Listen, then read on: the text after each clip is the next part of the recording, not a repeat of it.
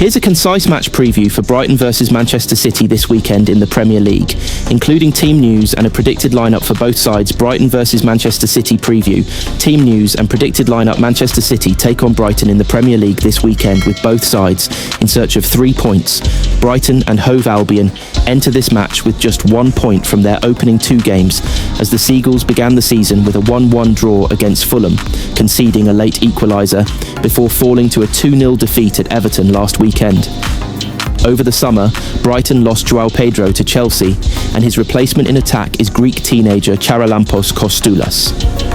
While Kostoulas is a promising talent, he is not yet at the level of João Pedro. And with no other significant attacking additions, many Brighton fans may feel that the team's forward line is weaker than it was last season, especially as Danny Welbeck continues to age. While Brighton are unlikely to find themselves in a relegation battle, they also don't appear particularly well positioned to improve on last season's finish, especially as several of their rivals have strengthened their squads. A win over Manchester City on Sunday would be a statement result, but it will be a difficult task. Manchester City, meanwhile, have collected 3 points from their first 2 games. Pep Guardiola's side cruised to a 4-0 victory over Wolves on the opening day, but suffered a 2-0 defeat to Tottenham last weekend, who executed a tactically disciplined performance. City struggled out of possession at times last season, resulting in their poorest campaign under Guardiola since his first year at the club. The loss to Tottenham has reignited concerns about their defensive vulnerabilities. However, the return of Rodri, who has yet to start a Premier League match this season after missing the end of last campaign, could help shore up that area of the team. With last season's issues still lingering, back-to-back defeats could dent City's confidence. It's crucial for them to respond with a win to put last weekend's disappointment behind them, and given the quality in their squad, we expect them to do just that. Adam Webster will miss a significant part of the season after undergoing knee surgery last month. The defender, along with Solly March and Julio Enciso, remains definitely sidelined.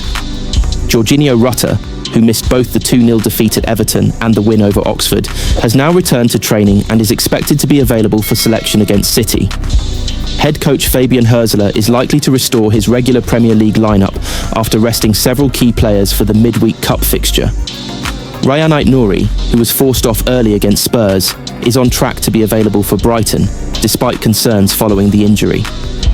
Pep Guardiola will provide updates on Josko Gvardiol, Savinho and Claudio Echeverri during his pre-match press conference, but Mateo Kovacic remains unavailable. Phil Foden and Rodri are both pushing for a place in the starting 11 after making substitute appearances against Spurs, as are captain Bernardo Silva and Jeremy Doku. Brighton Verbruggen, Viva Dunk van Hecke de Kuiper, Baleba Gomez Minte, O'Reilly Matoma Tsimas Man City, Trafford, Lewis Stones, Dias Arce Rodri, Reinders Bob Cherky, Marmoush Haaland. If you are on the lookout for the latest free bet offers, then look no further. Here, not only do we bring you numerous free bet offers, but all from the very best betting sites in the industry. Each bookie we recommend is fully licensed and regulated by the UK Gambling Commission, so you know you are always betting on a safe and trustworthy site. Manu Akanji has more transfer interest with Manchester City open to £15 million sale. Manu Akanji could be on the move in the final days of the transfer window, with Tottenham now interested in signing the defender.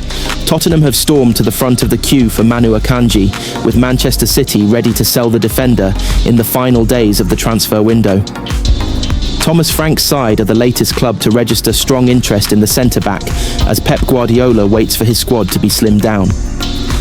Akanji was signed as an emergency option in the final week of the 2022 summer window, following injuries to Nathan Ake and Aymeric Laporte. Guardiola wasn't convinced there was enough depth in the centre-back positions, so Akanji duly arrived from Dortmund for £15 million. The Swiss international turned into one of the biggest bargains for the club, playing a key role in the team that won the treble and continuing that as they became the first team in English history to win 4 consecutive league titles. While his form dipped last season with the rest of the squad, he still managed to be available for more games than most of his teammates. With City looking to trim their squad though, and currently having too many non-homegrown players to register for their Champions League squad, Akanji has emerged as a £15 million option for clubs to buy, and the player has not dismissed interest. Galatasaray have already made an approach, and AC Milan have shown interest, but Tottenham could have overtaken both. The North London club can offer Champions League football under a new, impressive manager, and would also mean Akanji can stay in the Premier League. City are working on a number of deals in the final days of the window, although told Spurs earlier in the week that they were no longer willing to negotiate an exit for Savinho. That has also ended their chances of signing Rodrigo from Real Madrid. Ederson's future remains in doubt amid interest from Galatasaray, and Ilkay Gundogan and Stefan Ortega could also leave in this transfer window. Ederson's departure would prompt a move for unwanted PSG keeper Gianluigi Donnarumma, but talks of a number one swap have quietened in recent weeks. Manchester City have unique chance to fix transfer logjam today and make deadline day easier. Manchester City executives are in Monaco for the Champions League draw on Thursday, and it's a big opportunity in the final days of the transfer window. Deals get done in Monaco all the time, but in the exclusive restaurants and on board the super yachts parked in the harbour over the next 24 hours, the final throes of the European transfer window will be in full swing. While the executives of most of Europe's biggest clubs are in the Principality for the Champions League draw on Thursday evening, finding out who you will face and when in the league phase is only part of the agenda. For many, meetings will be squeezed in, deals discussed, and handshakes exchanged. With most windows shutting on Monday, this is a rare opportunity for key decision makers to get in the same room and thrash out the final terms of a transfer. There are plenty of deals that look to be stuck in a logjam at the moment, where one move could unlock another, and so on. It's going to be a busy weekend across Europe. That remains the case at Manchester City, with Director of Football Hugo Viana in Monaco for the draw, fulfilling the duty that for so long had been the domain of cheeky Begiristain.